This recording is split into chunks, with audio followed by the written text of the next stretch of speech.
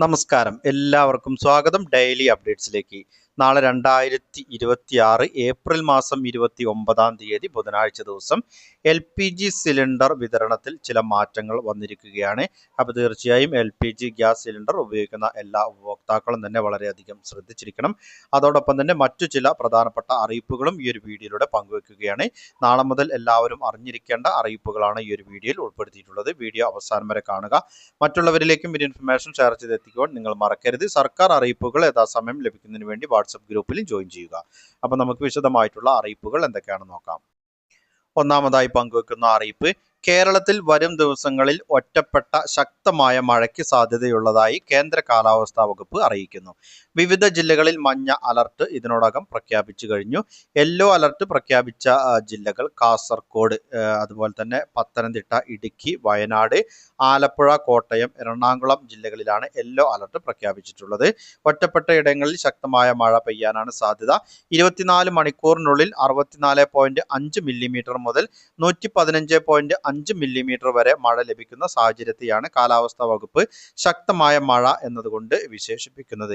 കടൽക്ഷോഭത്തിനും കാറ്റിനും സാധ്യതയുള്ളതിനാൽ താഴ്ന്ന പ്രദേശങ്ങളിലും മലയോര മേഖലകളിലും താമസിക്കുന്നവർ ജാഗ്രത പാലിക്കണമെന്ന് അധികൃതർ നിർദ്ദേശിച്ചിട്ടുണ്ട്. കൂടുതൽ മഴക്കെടുതികൾ ഒഴിവാക്കാൻ മുൻകരുതൽ നടപടികൾ സ്വീകരിക്കാനും നിർദ്ദേശമുണ്ട്.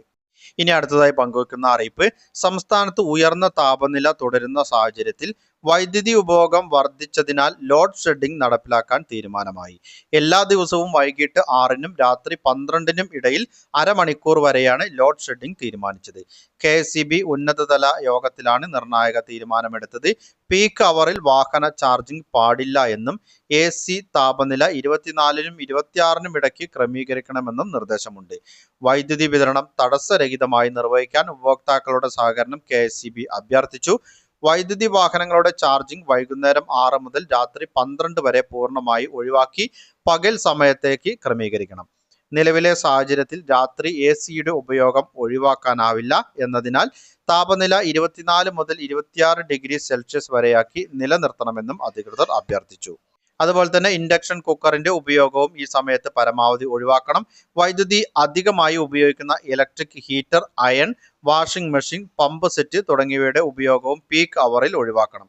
അത്യാവശ്യമല്ലാത്ത ലൈറ്റുകൾ അണയ്ക്കണമെന്നും ഉന്നതതല യോഗം ആവശ്യപ്പെട്ടു.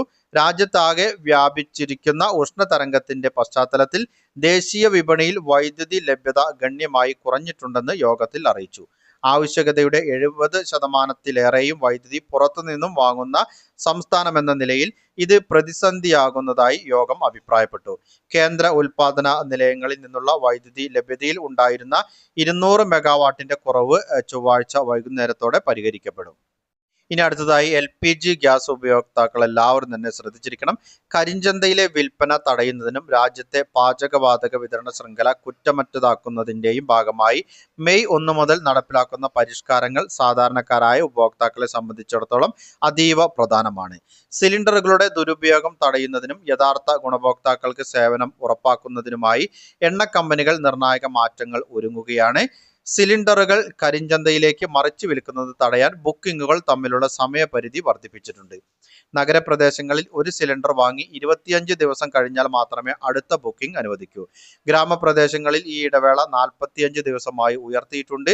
വിതരണത്തിന് OTP നിർബന്ധം. സിലിണ്ടർ വീട്ടിലെത്തുമ്പോൾ ലഭിച്ചിട്ടുണ്ടെന്ന് ഉറപ്പുവരുത്താൻ ഡെലിവറി ഓതന്റിഫിക്കേഷൻ കോഡ് സംവിധാനം കർശനമാക്കി. ബുക്ക് ചെയ്യുമ്പോൾ രജിസ്റ്റർ ചെയ്ത മൊബൈലിലേക്ക് വരുന്ന OTP കോഡ് വിതരണക്കാരന് നൽകിയാൽ മാത്രമേ സിലിണ്ടർ കൈപ്പറ്റാൻ സാധിക്കൂ. അതിനാൽ നിലവിൽ മൊബൈൽ നമ്പർ ലിങ്ക് ചെയ്യാത്തവർ ഉടൻ തന്നെ ഗ്യാസ് ഏജൻസിയുമായി ബന്ധപ്പെട്ട് അത് പുതുക്കുകയും വേണം. അതുപോലെ തന്നെ പ്രധാനമന്ത്രി ഉജ്ജ്വല യോജന ഗുണഭോക്താക്കൾ ഉൾപ്പെടെയുള്ളവർ ആധാർ അധിഷ്ഠിത ബയോമെട്രിക് ഓതന്റിക്കേഷൻ പൂർത്തിയാക്കണമെന്ന് നിർദ്ദേശമുണ്ട്. KYC നടപടികൾ പൂർത്തിയാക്കാത്തവർക്ക് സബ്സിഡി തടസ്സപ്പെടാൻ സാധ്യതയുണ്ട്. വില വ്യതിയാനം എല്ലാ മാസവും 1-ാം തീയതി എണ്ണ കമ്പനികൾ വില പുതുക്കാറുള്ളതിനാൽ മെയ് 1-നും ഗാർഹിക വാണിജ്യ സിലിണ്ടറുകളുടെ വിലയിൽ മാറ്റമുണ്ടാകാൻ സാധ്യതയുണ്ട്. അന്താരാഷ്ട്ര വിപണിയിലെ വില നിലവാരം അനുസരിച്ചായിരിക്കും ഇത് തീരുമാനിക്കുക. ഉപഭോക്താക്കൾക്ക് തങ്ങളുടെ ബുക്കിംഗ് നിലയും അടുത്ത ബുക്കിംഗ് എന്ന് സാധിക്കുമെന്ന വിവരവും മൈ LPG പോർട്ടൽ വഴി ഓൺലൈനായി പരിശോധിക്കാവുന്നതാണ്. വിവരങ്ങൾ കൃത്യമായി അപ്ഡേറ്റ് ചെയ്യുന്നത് വഴി അവസാന നിമിഷത്തെ ബുദ്ധിമുട്ടുകൾ ഒഴിവാക്കാനും സാധിക്കും. അടുത്തതായി പങ്കുവെക്കുന്ന അറിയിപ്പ്, കേരളത്തിൽ വേനൽ കടുക്കുന്ന സാഹചര്യത്തിൽ ഇടുക്കിയും വയനാടും ഒഴികെയുള്ള 12 ജില്ലകളിൽ ഉയർന്ന താപനില മുന്നറിയിപ്പ് പുറപ്പെടുവിച്ചിരിക്കുകയാണ്. കടുത്ത ചൂടിനെ തുടർന്ന് സംസ്ഥാനത്തിന്റെ വിവിധ ഭാഗങ്ങളിൽ കുടിവെള്ളക്ഷാമം രൂക്ഷമാവുകയും സൂര്യതാപം ഏൽക്കാനുള്ള സാധ്യത വർദ്ധിക്കുകയും ചെയ്തിട്ടുണ്ട്. അതിനാൽ പുറത്തിറങ്ങുന്നവരും വെയിലത്ത് ജോലി ചെയ്യുന്നവരും അതീവ ജാഗ്രത പാലിക്കണമെന്ന് അധികൃതർ നിർദ്ദേശിക്കുന്നു.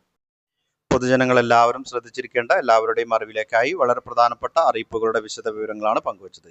മറ്റുള്ളവരിലേക്കും ഈ ഇൻഫർമേഷൻ ഷെയർ ചെയ്തെത്തിക്കണം. നിങ്ങളുടെ അഭിപ്രായങ്ങളും നിർദ്ദേശങ്ങളും കമന്റിലൂടെ എഴുതി അറിയിക്കുക. പുതിയൊരു വീഡിയോയിൽ വീണ്ടും കണ്ടുമുട്ടാം. അതുവരേക്കും അനൂപ് സൈനിങ് ഓഫ്.